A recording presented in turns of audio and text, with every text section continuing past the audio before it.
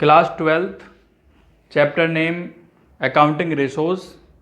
Accounting ratio में मैं आपको फर्स्ट मेथड करा चुका हूँ जो था लिक्विडिटी रेशो। लिक्विडिटी रेशो में दो रेशोज़ आते हैं, करंट रेशो और दूसरा आता है क्विक रेशो। और आज का जो टॉपिक है वो है सॉल्वेंसी रेशो। सॉल्वेंसी रेशो में 4 टाइप के रेशो आते हैं, जिनमें मैं आपको फर्स्ट वाला रेशो आज बताऊंगा किस तरीके से होगा। तो सबसे पहले आता है स्टूडेंट्स यहाँ पे सॉल्वेंसी रेशो में 4 तरह के रेशो होते हैं। पहला होता है डेब्ट इक्विटी रेशो, जो मैं आपको कराऊंगा आज। दूसरा होता है टोटल एसेट टू डेब्ट रेशो। थर्ड होता है प्रोप्राइटरी रेशो एंड फोर्थ आता है इसमें इंटरेस्ट कवरेज रेशो। 4 तरह के रेशो यहाँ पर होते हैं। तो सबसे पहले करेंगे यहाँ पे डेब्ट इक्विटी रेशो। डेब्ट इक्विटी रेशो किसे कहते हैं? जिसमें रिलेशन बिटवीन डेब्ट एंड इक्विटी, डेब्ट का और इक्विटी का जो रेशो होता है उसे बोलते हैं डेब्ट इक्विटी रेशो। तो फॉर्मूला है इसका डेब्ट इक्विटी रेशो का, डेब्ट अपॉन इक्विटी। डेब्ट को लॉन्ग टर्म डेब्ट भी कहते हैं और इक्विटी को शेयर होल्डर फंड और नेट वर्थ, इसी को कहते हैं। शेयर होल्डर फंड भी कह सकते हैं, नेट वर्थ भी कह सकते हैं और इक्विटी भी कह सकते हैं। अब डेब्ट में क्या क्या चीज आती है ये आपको याद रखनी है। डेब्ट में आते हैं long term borrowing. Long term borrowing उसे कहते हैं जो हम ज्यादा टाइम के लिए पैसा उधार लेते हैं, लोन लेते हैं more than 1 year. Long term provision, debentures, mortgage loan, किसी एसेट्स को रखने के बाद लोन लेना, bank loan, loan from financial institution, public deposit, provision for employ benefit. तो ये सभी हमारे डेब्ट हैं। इसके बाद आता है भाई शेयर होल्डर फंड। क्या है शेयर होल्डर फंड में? शेयर्स कैपिटल और रिजर्व एंड सरप्लस आते हैं। Shares capital, reserve and surplus. Shares capital में क्या आता है? Equity share capital and preference share capital. दोनों तरह की कैपिटल आती है, इक्विटी शेयर कैपिटल भी और प्रेफरेंस शेयर कैपिटल भी। दूसरा है रिजर्व एंड सरप्लस में क्या आता है? रिजर्व एंड सरप्लस में general reserve, capital reserve, security premium reserve, profit and loss account, ये सब आते हैं आपके रिजर्व एंड सरप्लस में। इसके बाद शेयर होल्डर फंड कैलकुलेट करने का एक तरीका और है। एक तरीका तो ये है कि shares capital reserve and surplus ये आ जाए। दूसरा तरीका क्या है कि एसेट्स माइनस लायबिलिटी। सबसे सिंपल तरीका है शेयर होल्डर फंड कैलकुलेट करने का। तो जैसी क्वेश्चन में इंफॉर्मेशन दी गई होगी उसके अकॉर्डिंग करना है। अगर मान लो आपको दिया है करंट एसेट्स दिए हैं, फिक्स्ड एसेट्स दिए हैं, तो उन दोनों को प्लस कर लेंगे और उनमें से माइनस करेंगे करंट लायबिलिटी और फिक्स लायबिलिटी। करंट एसेट्स कौन कौन से होते हैं? जैसे cash, bank, debtors, bills receivable, ये सब करंट एसेट्स हैं। फिक्स्ड एसेट्स में आते हैं जैसे कि land, building, machinery, furniture, plant, ये सब। माइनस करेंगे करंट लायबिलिटी और फिक्स लायबिलिटी। तो इस तरीके से आपको यहां तक करना है। इसके बाद क्वेश्चन स्टार्ट करते हैं इसी के बेस पर। और क्वेश्चन लिखा है यहां पे जो देख रहे हैं आप, यहां लिखा है कैलकुलेट द डेब्ट इक्विटी रेशो। पहला पॉइंट है equity shares capital 3 lakh, preference shares capital 50,000, reserve है 1,60,000, प्रॉफिट एंड लॉस में दिया है लॉस 50,000 और लॉन्ग टर्म बोरोइंग है 2 लाख और प्रोविजन फॉर एम्प्लॉय बेनिफिट दिया है 60,000। तो ये कुछ पॉइंट दिए हैं। तो सबसे पहले हमें यहाँ फॉर्मूला अप्लाई करना है डेब्ट इक्विटी रेशो का। क्या फॉर्मूला है? डेब्ट अपॉन इक्विटी। अब डेब्ट किस तरीके से आया? तो डेब्ट जो यहां पर हैं, ये 2 पॉइंट आपके डेब्ट के हैं लास्ट में। एक तो है लॉन्ग टर्म बोरोइंग और दूसरा है प्रोविजन फॉर एम्प्लॉय बेनिफिट, यानी 2 लाख प्लस 60,000, तो 2,60,000 रुपए ये आपका डेब्ट है। इसके बाद में इक्विटी क्या है? इक्विटी में पॉइंट है equity shares capital 3 lakh, preference shares capital 50,000, reserve 1,60,000 और ये माइनस किए हैं 50,000 क्योंकि ये लॉस है। प्रॉफिट एंड लॉस बैलेंस का ये लॉस दिया है। तो इसे इन तीनों को प्लस करेंगे और इसमें से माइनस करेंगे 50,000, तो आता है 4,60,000। ये 4,60,000 क्या है? हमारा इक्विटी है। अब फॉर्मूले में वैल्यू रखेंगे डेब्ट अपॉन इक्विटी। डेब्ट कितना है? 2,60,000 है। इक्विटी कितना है 4,60,000 है, डिवाइड कर देंगे। तो डिवाइड करने के बाद आता है 0.57:1। तो ये आंसर हमारा यहां पर हो जाता है 0.57:1।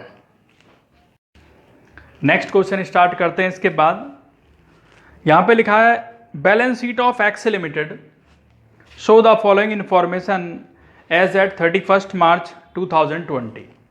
सबसे पहले लिखा है shares capital 10 lakh, reserve and surplus 15 lakh, general reserve 5 lakh, loan long term loan 40 lakh, public deposit 10 lakh, current assets 16 lakh, current liability 10 lakh, non current investment 4 lakh, fixed assets 80 lakh और डेप्रीसिएशन रिटर्न ऑफ 15 लाख। यहां पे बताना है long term and short term financial position बतानी है company की।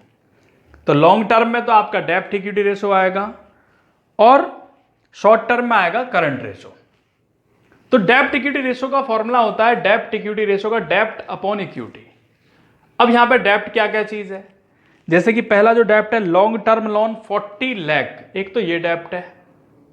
दूसरा public deposit 10 lakh का पब्लिक डिपॉजिट है, तो दोनों का टोटल होता है 50 लाख। ये आ गया डेप्ट में। इक्विटी में क्या है, इक्विटी में shares capital 10 lakh, reserve and surplus 15 lakh. आगे एक पॉइंट और दिया है जनरल रिजर्व। तो जनरल रिजर्व यहां पे नहीं आएगा, उसका रीजन ये है कि रिजर्व एंड सरप्लस आ गया।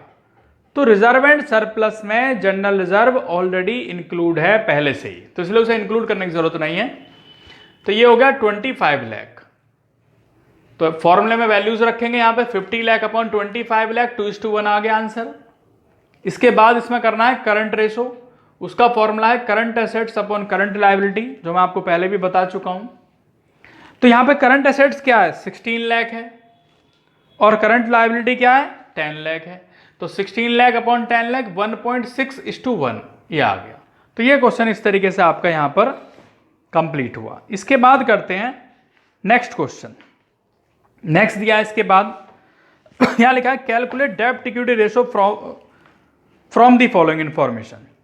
सबसे पहले है टेंजेबल फिक्स्ड एसेट्स, इसके बाद है इंटेंजेबल फिक्स्ड एसेट्स, फिर करंट एसेट्स है, करंट लायबिलिटी है, long term borrowing and long term provision.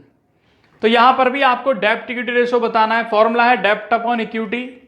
डेब्ट में क्या आएगा, डेब्ट में आपका लॉन्ग टर्म बोरोइंग और लॉन्ग टर्म प्रोविजन दो चीजें, यानी 16 लाख और 1,50,000। तो टोटल हो गया 17,50,000, 17,50,000। इक्विटी करने का तरीका क्या है यहां पे शेयर होल्डर फंड निकालने का, तो मैंने पहले ही बताया था शेयर होल्डर फंड निकालने के दो तरीके हैं। तो ये दूसरा वाला मेथड क्या है, assets minus liability. Simple, assets minus liability. Assets में क्या आएगा, जैसे कि current assets 3,34,000 plus tangible fixed assets 24,50,000। उसके बाद इंटेंजिबल फिक्स्ड एसेट्स 3 लाख। तो एसेट्स को प्लस कर लिया और माइनस करेंगे इसमें से जो आपकी लायबिलिटी है, जैसे कि करंट लायबिलिटी 84,000 है, 16 लाख का आपका लॉन्ग टर्म बोरोइंग है, यानी कि फिक्स लायबिलिटी कह सकते हैं या नॉन करंट लायबिलिटी भी कह सकते हैं, प्लस लॉन्ग टर्म प्रोविजन। तो इन तीनों का टोटल होता है 30,84,000 और इन तीनों का टोटल होता है 18,34,000। तो ये 12,50,000 हमारा इक्विटी आ गया, जिसको शेयर होल्डर फंड भी कहते हैं, नेट वर्थ भी कहते हैं। तो फॉर्मूले में वैल्यू रखेंगे यहां पे 17,50,000 अपॉन 12,50,000, तो यह आता है 1.4:1। ये आंसर हमारा हो जाता है। यहां पर करते हैं। इसके बाद यहां लिखा है कैलकुलेट डेब्ट इक्विटी रेशो, जो टॉपिक आपका चल रहा है। टोटल एसेट्स है 2,30,000, टोटल डेब्ट है 1,50,000 और करंट लायबिलिटी है 30,000। तो यहां पर बताना है डेब्ट इक्विटी रेशो, फॉर्मूला है डेब्ट अपॉन इक्विटी। अब डेब्ट किस तरीके से आया, यहां पे टोटल डेब्ट दिए हैं 1,50,000, उसमें से करंट करंट लायबिलिटी में शॉर्ट टर्म लायबिलिटी भी बोलते हैं उसे। तो 1,50,000 में से 30,000 माइनस करेंगे, 1,20,000 रुपए का हमारा डेप्ट आ गया।